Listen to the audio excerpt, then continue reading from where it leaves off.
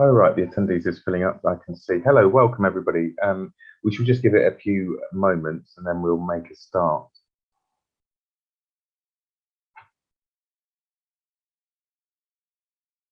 We'll be starting just after 5 o'clock.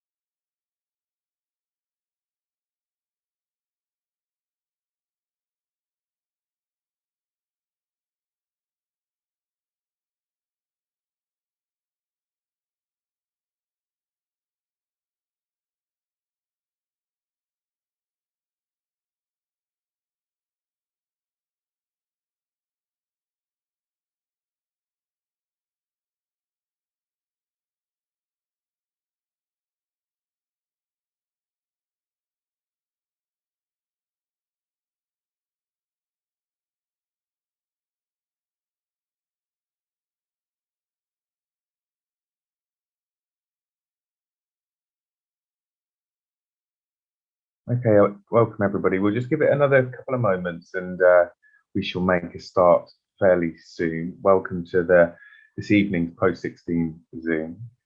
We'll just give it a few more moments.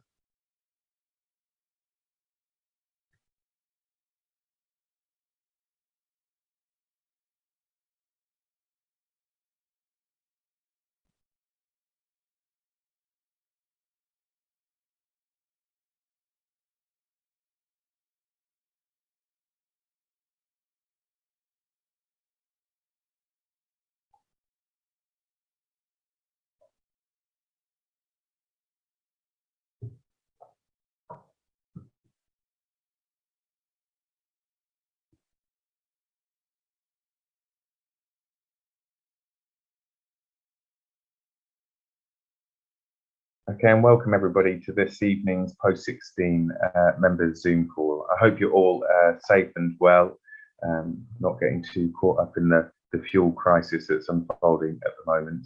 My name is Daniel Kebedy. I am your national president for this year, and this evening is the first Post-16 national Zoom that we're hosting this year.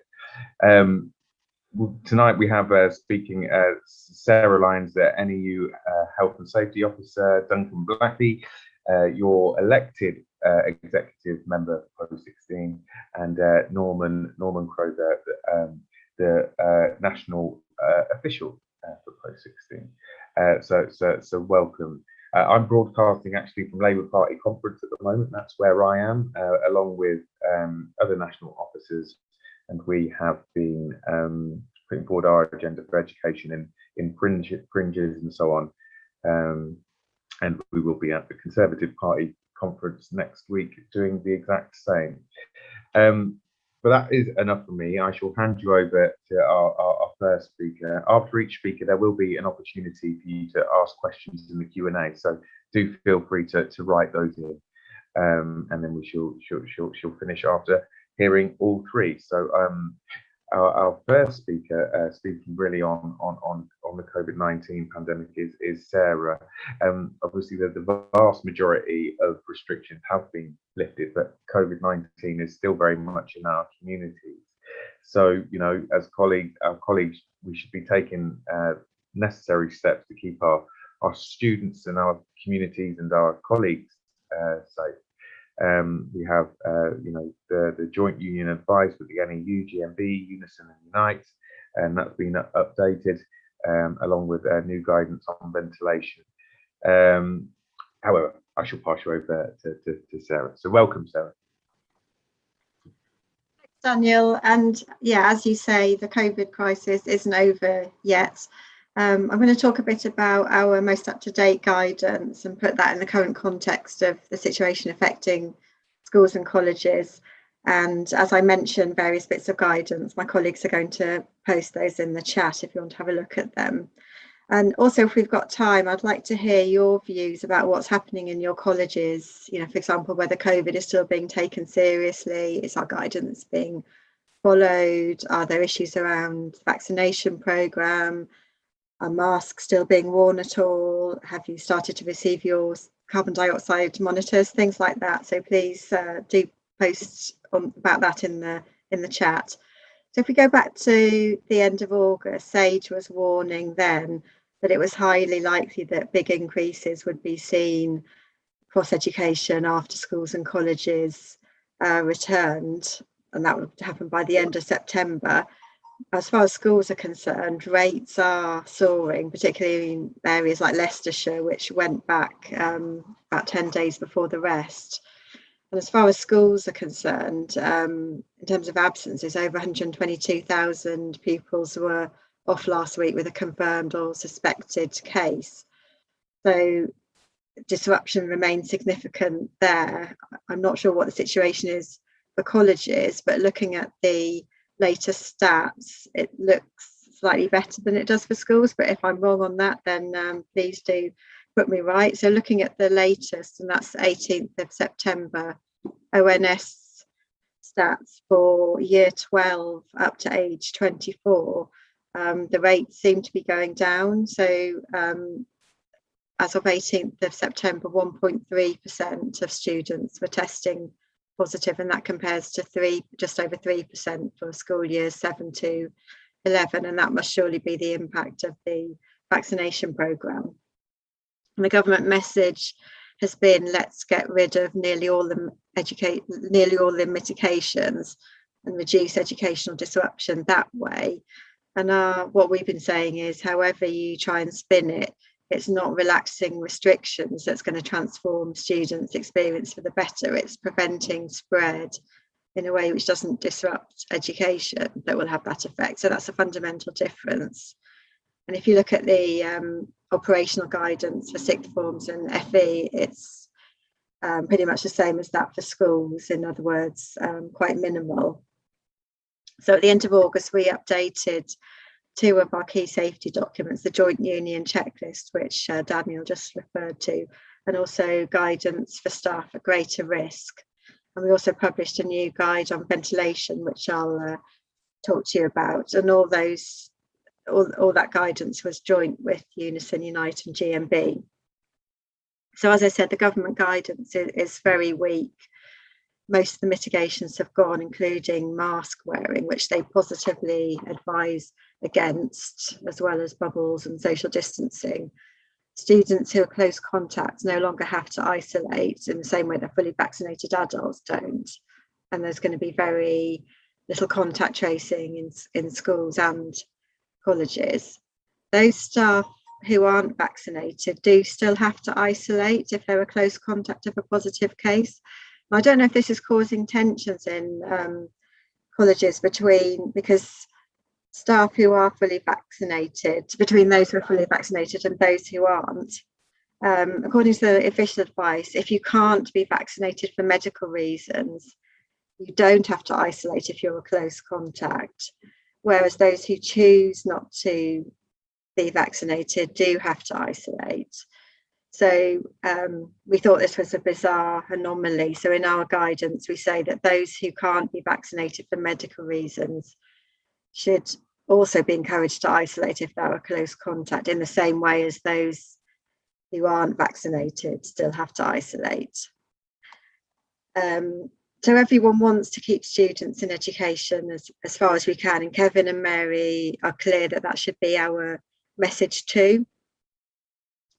But the government's hoping that by, relaxing nearly all controls, that vaccinating children between 12 and 15 will mean they can kind of get away with that approach. But it's probably too late in schools. Cases are rising there week on week, and particularly in secondary schools. But it does look like, as I said just now, this has made a difference for colleges, at least for now. Turning to higher risk groups, if we could paste that guidance in the chat, please. So these are amongst our members who are going to be most worried. Infection rates are massively higher than they were this time last year, and even Boris Johnson doesn't deny that, and obviously hardly any mitigations. And we know that even with vaccination, some people are still getting infected and are becoming ill or even seriously ill. The latest government guidance for those who previously were shielding is very individualistic. It's focused on saying things like, you have to protect yourselves, you should meet people in well ventilated areas, you should limit your close contacts, you should wear a face covering. But apparently none of that's relevant for those at greater risk when applied to a school or college situation. So to kind of summarise what we say for clinically extremely vulnerable members, we're saying you need an individual risk assessment, and you can argue for that as a legal requirement anyway. And if the finding of that risk assessment is that you should work from home, or if medical advice states that you should work from home, then that person should be supported to work from home. And there's some other guidance from the Local Government Association, which is helpful in this respect. It says that requests to continue working from home should be properly considered and granted for this category of staff, unless there are compelling reasons not to. With the CV or clinically vulnerable staff, obviously there might be more difficult to argue for home working, but in the guidance for staff at greater risk, we do set out questions which should be considered as part of the individual risk assessment, and that these questions are relevant for clinically vulnerable and clinically extremely vulnerable staff. So can working arrangements be adapted so that more vulnerable staff are based in locations where the risk is lower, for example, because it's easier to maintain social distancing? Can they be allocated the best ventilated classrooms?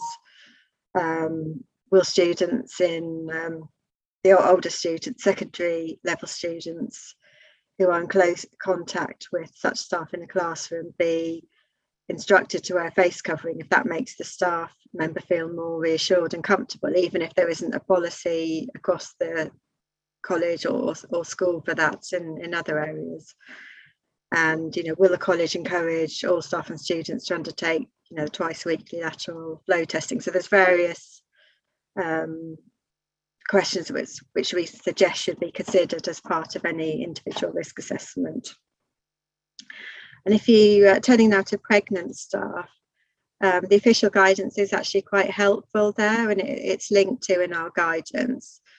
So there's guidance it's joint with the Royal College of Midwives, the Royal College of Obstetricians and Gynecologists, and the HSE, and it is quite precautionary, that guidance. So for those women who are 28 weeks and over in terms of their pregnancy, it says that employers should support home working or medically suspend unpaid leave. And then for other pregnant women, so those who are below 28 weeks, it says it's okay for them to continue working, but if the risk assessment deems it safe. So the onus is on the employer to undertake the risk assessment in consultation with the member of staff, and the woman should only continue at work if it is safe as a result of that risk assessment. And we are getting a lot of queries. The advice line is getting a lot of queries at the moment from pregnant members who are worried. So that is really useful guidance to point them to. The final guidance I wanted to talk about is the ventilation guidance. So if we could post that in the chat, please, that would be great. So prior to the summer, we did already have guidance on ventilation, but we've developed it over the summer into more of a step-by-step guide, and the other unions, so Unite, GMB and Unison, are all signed up on that as well. And this is something that's it's going to have a life of its own beyond the pandemic, because there's so much evidence that concentration and learning is better in ventilated environments. So where we do get better at ventilation, that's not something we want to relinquish once the pandemic is eventually over.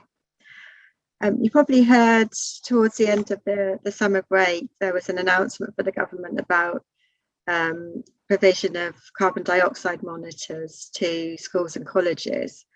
And we did a lot of joint work with the other education unions, including with ASCL and NAHT, to put pressure on the government over this, we set up a petition, and we had a letter, which I think was the announcement was made a few days after the letter went in. So the government announced that schools and colleges would be provided with carbon dioxide monitors on the basis of one for every 2 classrooms. And they said not very much about this, but they said the rollout would start in the autumn term. Special schools and alternative provision would be first in line, but apparently the contract wasn't even signed when the announcement was made. I do believe that these devices are starting to be rolled out now, but I don't know if any of your colleges have got them yet. It is obviously a good thing, but it should and could have happened more than a year ago. We've known for a long time that ventilation was critical in terms of controlling the spread of COVID. Also, the DfE guidance that has been sent to schools and colleges on how to use these carbon dioxide monitors, it's been published, but it's very wishy-washy, and I'll say more about that in a minute. But looking at our ventilation guidance, we've tried to keep it fairly succinct and not too technical. So if you have a look at the steps, the first step is to find out if there's a problem, to gather the evidence. So CO2 monitors obviously help with that, but they don't solve the problem. You have to actually do something about it if there is a problem. So if you look at page 5 of the guidance, it contains practical suggestions as to what changes could be made in your schools and colleges to make a difference.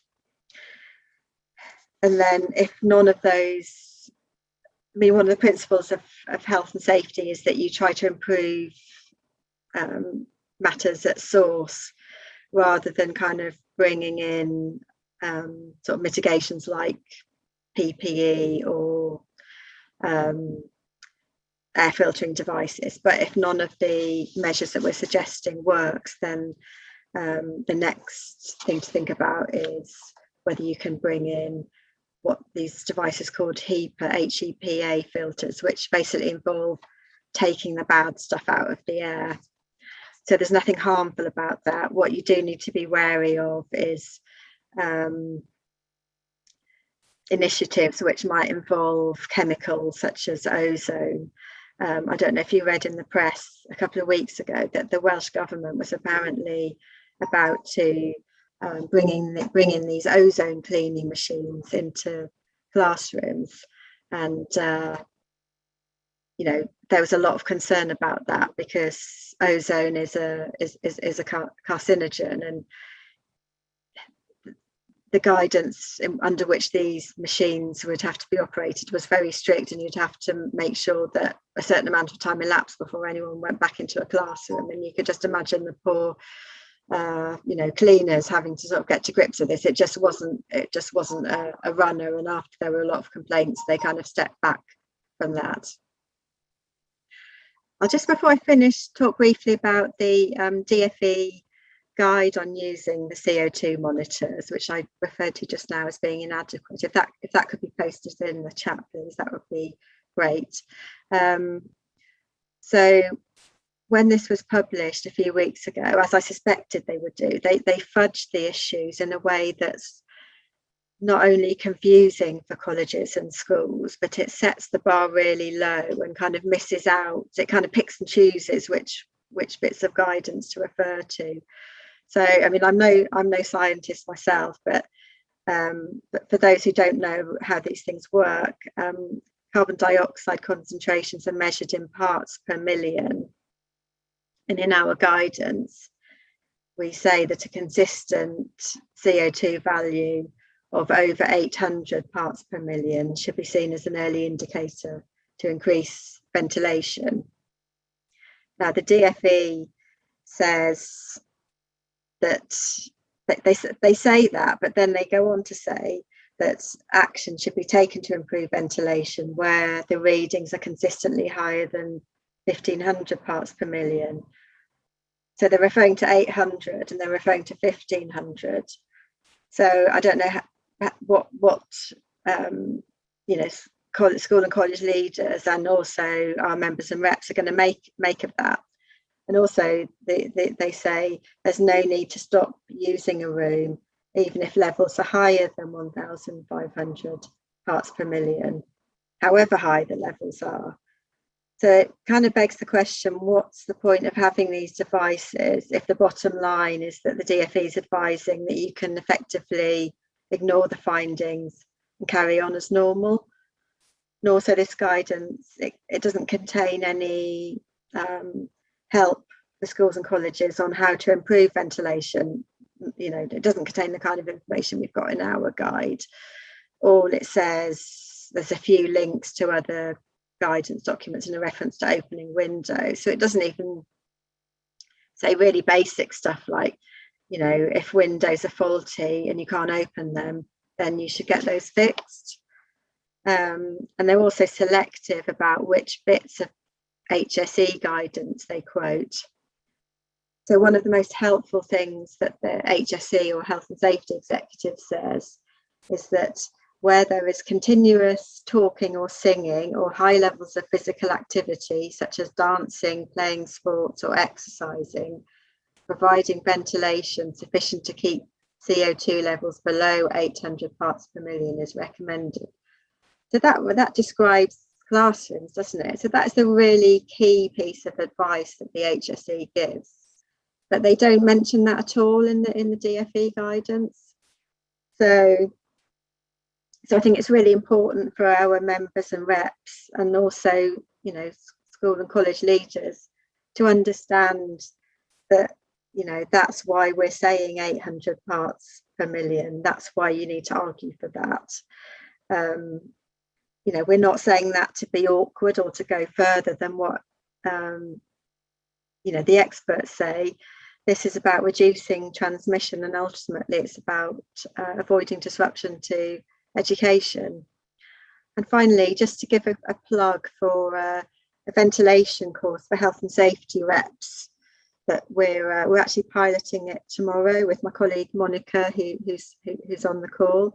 So if you're a health and safety rep and you've attended our online guide, our online training course, then you're able to sign up for that course, and it's details on the website. Thank you. That's all I want to say. Thank you very much, Sarah. I'm just looking through the chat actually and Q&A. We don't have any questions, but there has been a comment around schools reverting to masks, colleges reverting to masks after the case levels have got so high in the college. Obviously, you know, we are still advocating mask wearing, but let's you know, we don't want it. We can advocate that before, you know, we end up with such high levels in the school and college. It's always it's something that we can still very much win on the ground and collectivise around in our colleges as a union group. We've got a little bit of a change in speaker. Neil Griffiths will be with us speaking after Duncan, but for now we'll be bringing in Duncan. So welcome, Duncan. Hi, welcome everyone. Thanks for coming on the call tonight, and thanks to Sarah for leading us off like that. Very useful. I'll just make a few observations about the COVID situation where I work, because I think it's important, and maybe it answers some of the queries that Sarah has. We're starting to see quite a lot of cases now. What's evident in certainly the college that I work is that there's firstly the level of testing amongst students is very low indeed, and I think that testing amongst school students is probably higher than it is in the colleges. The other thing we need to watch out for, and it certainly applies in my college and probably other colleges of similar levels of alienation and deprivation, is that we shouldn't presume that the students are vaccinated. In the area where my college is, there's only a 50% double vaccination rate amongst the whole adult population.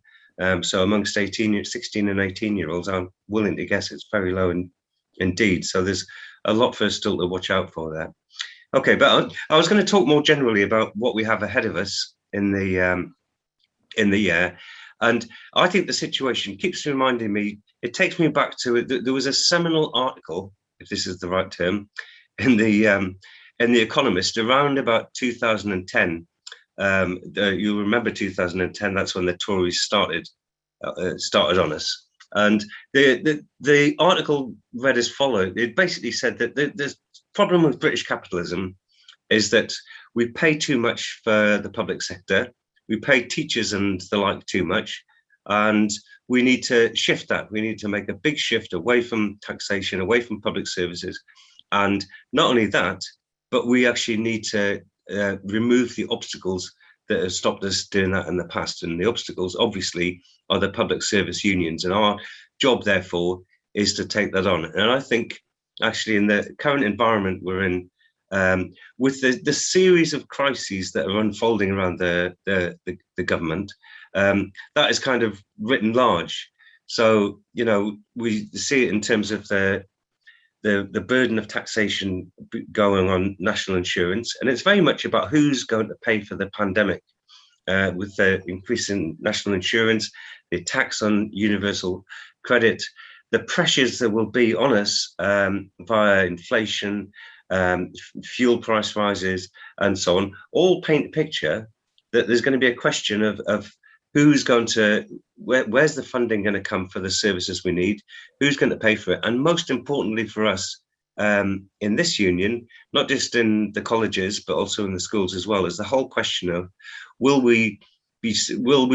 our pay get squeezed in order to make us pay for the pandemic. And I think that puts the whole question of pay for ourselves in the colleges, for the whole union in the schools as well, and for across the whole public sector, front and centre. And therefore the question of the pay freeze is going to be really important for us. Now, how we sit amongst that in the colleges is similar to how it is in school and in the education as a whole, but also slightly different because of the position we're in. And I understand that the overall strategy of the union is that actually we need, under these circumstances, to be moving towards a kind of a secular campaign around the question of the pay freeze, around the question of pay levels, and bearing in mind that our pay levels are still 12–15% lower than what they were at the beginning of this period, that they were in 2010, and so on, that we need to start to fight about that. And we've made some little inroads in that in our sector. So we're currently balloting members to get their opinions about a 1% plus 1.5% for a few grades offer, which is taking place at the moment. That ballot closes very soon. The union is taking a position that we think that's the best we can do at the moment, but we want to know what members think, so I'm not going to prejudice that. But I think it's important for us to recognise that in our sector, largely as a result of the strike action that we took 2 years ago and looked to follow on but couldn't, we've actually managed to break the pay freeze this year, and we should be proud of ourselves for that. Now, that obviously just applies to sixth form colleges. It doesn't apply to FE colleges. The situation in FE colleges with pay this year is only just starting to be discussed, and we have to be modest about the situation because we are somewhat on the outside. So we're not central to the negotiations in the way that we are in the sixth form colleges. And it's more complicated than that as well, as Neil is going to tell us, because the issue of actually implementing pay increases is not as straightforward as it would have been in the past. So we used to have effectively two national employers bodies that we faced in the past, and the picture has got much more complicated. Neil is going to tell us a lot more about that. We need to watch out, though, for stepping stones that we can make locally in terms of improving things. Every year when we get a pay offer, when we make a pay settlement, every year the question comes up as to whether colleges are going to honour it. And they're not, and they're very much obliged to, but they're not legally obliged to honour the pay settlement. So there's a job of work to be done in every college by our reps, by other people and so on, to be checking with management to make sure that they're going to implement the new pay scales in full. And also in colleges, as in schools, to make sure that they don't start to claw back the gains that we've made by saying, okay, well, all right, we're making these flat rates increases to the pay scales, but we're going to slow things down by putting obstacles in the way of pay progression. Okay, and again, that's something we need to watch out for. The picture as a whole is not being too bad, but that we know that there are rogue colleges where that's taking place. So that whole question of pay is going to be with us for the next year or so in various different forms. It will be raising its head alongside, of course, our other issue, which I only mentioned briefly, but Sarah's talked about, the whole issue of COVID and safety and so on. The other issue that's coming up very much in the short term and the medium to long term is what's happening with our courses, what's happening with our qualifications, and it's coming up in the short term, and it will be driving people nuts to know further. Effectively, the third year running, the DFE can't tell us the slightest little bit about what their plans are for exams this year.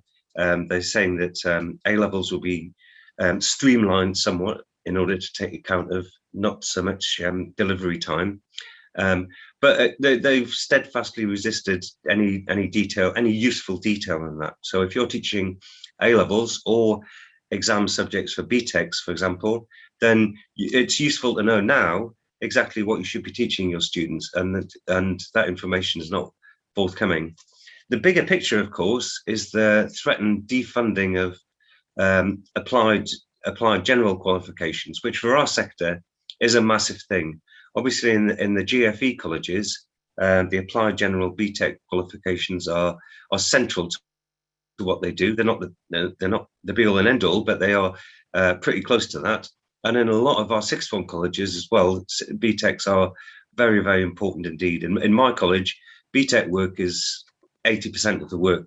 So what happens to them is absolutely crucial. And our argument has to be, this isn't just a refinement of qualifications. It is an improvement.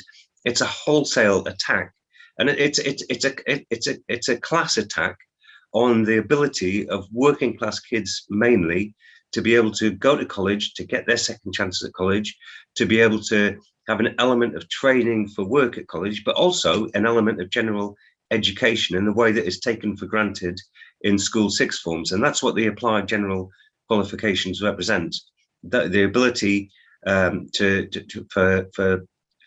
people to move ahead through colleges, and the threatened defunding of those courses is going to be a massive issue.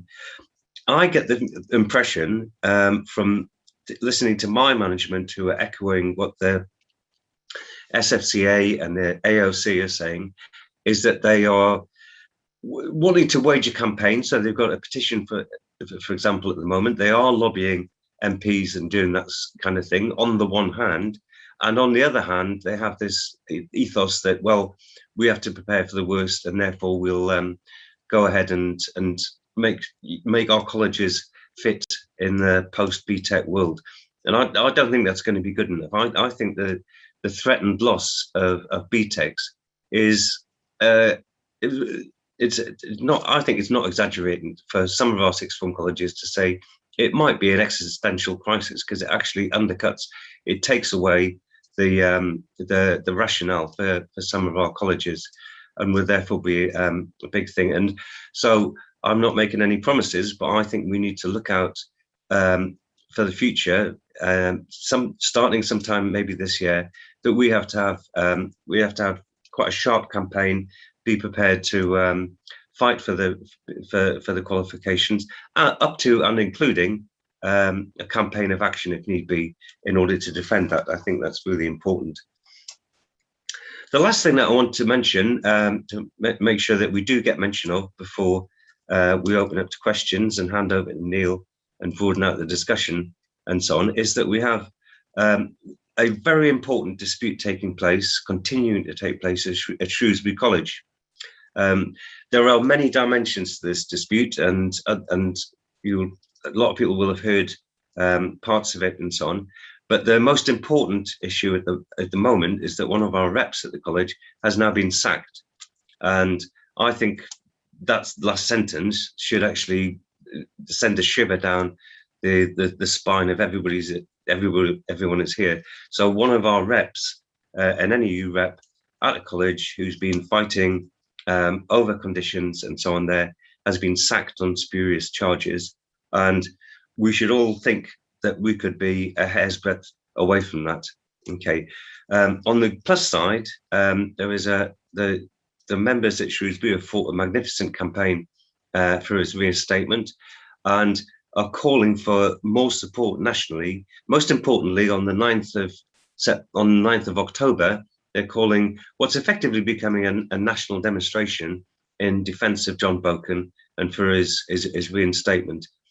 So I'm hoping some details of that will get posted in the chat, but I'd like you to bear that in mind as an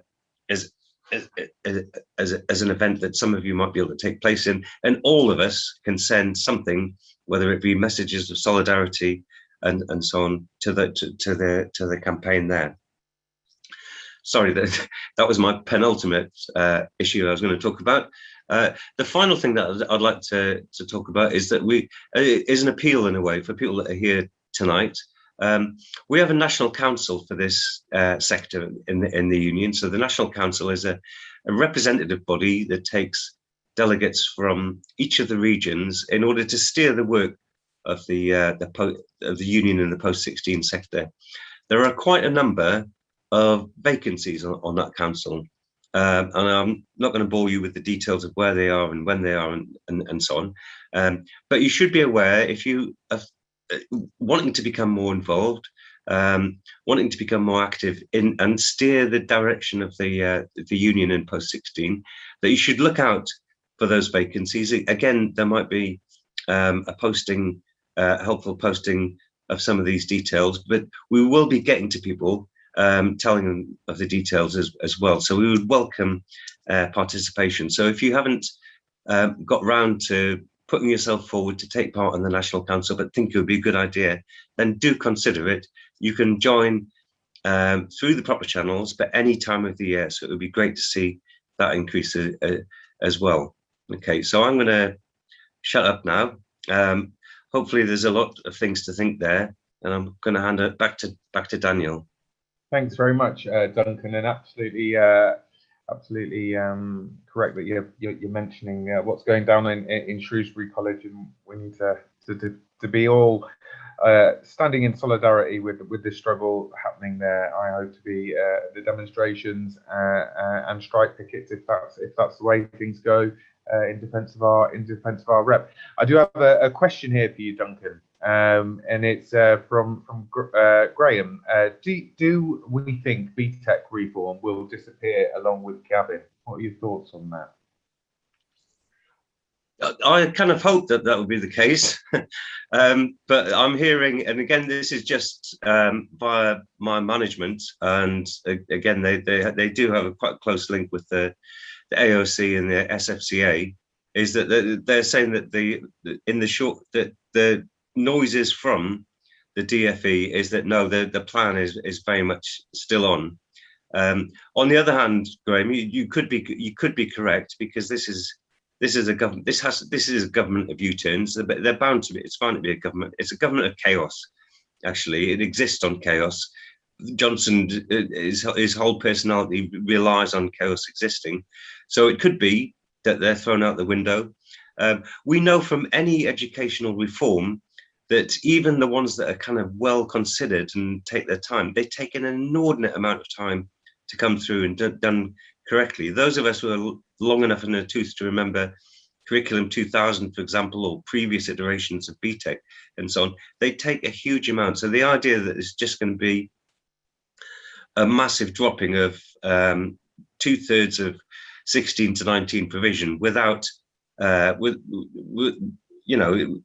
without any prospect of success for the alternative, it doesn't bear thinking about. But then, Who knows? So, I mean, Graham, you could be right. It might go out the window. But one thing's for sure is that the plan B that the government will have, instead of dropping the applied generals, there won't be a plan B.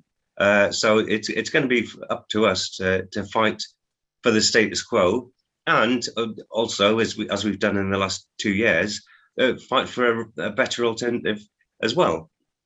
So finally, Graham, I think the answer is don't head. I wouldn't bet on anything happening, any manna falling from heaven. So we need to be on our guard regardless of which way they're going. Thank you very much, Duncan. So our final speaker this evening is Neil Griffiths. So welcome, Neil. Thanks very much. Hi, everyone. So I've just been asked at short notice to speak a bit about what's happened at Cheadle and Marple since our merger. What we've had, we had merged with another college in Greater Manchester in, I think it was May the 4th.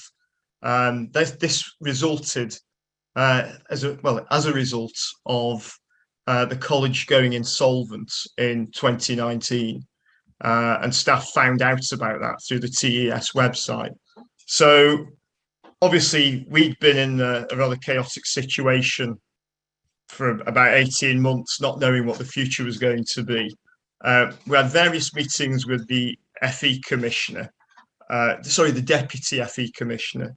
The FE Commissioner wouldn't meet with me. And we had 2 FE commissioners, and it was all very much, it was not very impressive. Our questions seemed to take them by surprise. I think they thought we would just, take what they said at face value. And it was just a sense really that this was a cosmetic exercise of tick boxing with no real concern, certainly for staff. It all seemed to us to be related to cost savings, and we kept hearing about how the money was, with the debts going down. We've got to try and reduce staffing and what they were talking about was FE staffing costs, not sixth form staffing costs. We had various issues. We asked lots of questions about how we'd become insolvent. Why hadn't this been picked up by the great and the good in advance of us? And at one point we were just told, you'll have to ask the governors that. So the impression we got that the insolvency was a kind of a fortunate incident which allowed them to do what they couldn't do under the area review. So they got us, through another purpose. And of course, all the way that through periods, we had the strike, we had was it 6.5% pay rise, and we've received none of those pay increases. So we did go on strike a few weeks before the merger. We took 3 days action. That was suspended while the merger went through, and then that, in a way, that seemed to get kicked into the long grass. So the actual merger happened on the 4th of May. We'd asked all along, will there be redundancies? Oh, we don't think so. There might be some backroom staff. So they announced within a week of the merger that there were, I think it was 106 jobs at risk across all the 5 campuses. But it seemed that I think pretty much all our admin staff and a couple of managers' posts were there. And some of those were matched, supposedly. But I can think of one manager's job that I think paid £5,500 less. But generally, it was the admin staff that seemed to face the cuts. So if you just refer to my notes here, they claimed in meetings that they'd only started to investigate, rationalisation on the day of the merger. But insiders told us that they'd been looking at that for the previous year, but obviously hadn't discussed that in the negotiations. So again, it makes you realise that you're not necessarily dealing with honest people. The redundancy process was very unclear. It was like no other process that I've witnessed, with lots of questions and no meetings arranged only through really the intervention of union reps. Were there any consultations with individuals whose jobs were at risk? So it's pretty much all of our admin staff went. Then people were offered, I think, an extra 3 months' salary as long as they paid. As long as they signed what I suppose was a settlement agreement, and they would pay up to £300 for a solicitor to take a look at it. So I think I suspect what's going to happen is that we could have those similar roles advertised, but on less pay. So the effects of this was when we came back in September, the enrolment was a shambles. Apparently letters hadn't been sent. So all the nights we'd done over the autumn and the spring terms, doing interviews with prospective students, they didn't get the letters. Then we were ringing up people to say, why didn't you come in for your interview? And they said, well, we were ringing up the college to say we weren't coming, but nobody was answering the phone. Or we didn't get any reply to our email, so we've gone elsewhere. So surprise, surprise, our enrolment is down at both campuses. The GCSE classes only started last week due to the timetabling not being finished, and timetables still aren't sorted out. We've got senior managers leaving. I think the head of marketing is going, because basically they're stretched over 5 different campuses, and the work is being pushed onto other people. House monitors, they seem to all of a sudden be part of safeguarding teams. So I think we can see the implications of the things that Duncan's been talking about, trying to get everything on the cheap. I think we're a case to study. We've gone from a principal 2 years ago on £125,000 a year to one, albeit in charge of 5 campuses and not 2, who we think is on a minimum of £192,000. Apparently there are 4 other senior members of staff of management who are on £100,000. And yet the top whack that they pay for their staff at other campuses is £35,000. So we're clinging on to, I suppose, the 6-month pay as it was 2 years ago. There's uncertainty over one of the campuses which really needs rebuilding. We wonder, they say they're putting in for grants to get it redone, but we wonder whether that again is more theatrics, and whether that could be sold off to a school that actually was built on our grounds. Apparently there are going to be changes to absence policy announced this week, where parents are off for sick children, they won't get paid, as what has been intimated to me, but I'll know properly in a couple of days' time. So they refused to pay the historical pay rises, as they call them, because it's unfair that they have other staff at other campuses who are paid less than us. And I think the next pay rise that we're just being consulted on is looking very unlikely. Issues, I think, from an organising point of view, are that we've got 5 campuses. UCU is probably the biggest union across those 5 campuses. And you've also got a situation where you've got NEU members at one campus who are paid on FE rates of pay. And then, we're a bit higher than them. So I think already some people have disagreed with our tactics for striking in the past, and think it's wrong because we get paid about £4,000 more than they do. So I think there is great capacity for divide and rule between campuses. And also, I think they don't usually on the other campuses recognise the NEU other than for representing management. That's, as far as I know, is not going to be changed at our campus. And also there are new people starting at our campuses who are on less favourable contracts. So, I think this makes older staff like me feel more vulnerable about our posts in the future.